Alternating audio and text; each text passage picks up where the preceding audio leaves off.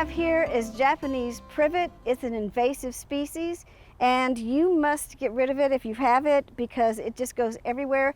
They have the seeds of this and the berries. The birds eat it and they distribute it everywhere. So that's why it's gotten so invasive. We're going to cut it down and we're going to show you how to get rid of it. First thing we're going to do is just cut all the branches off to expose the stems that are still left that are in the ground.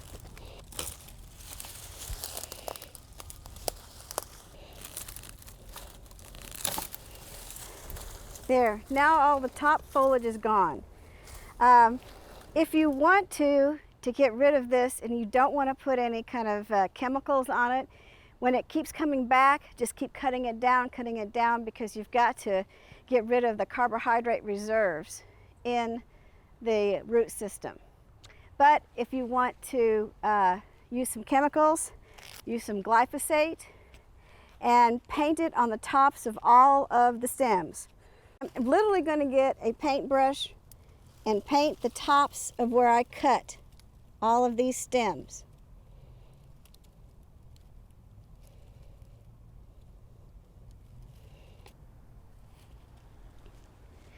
Now, even though we have done this, this plant was very, very vigorous and growing. It's got an extensive root system.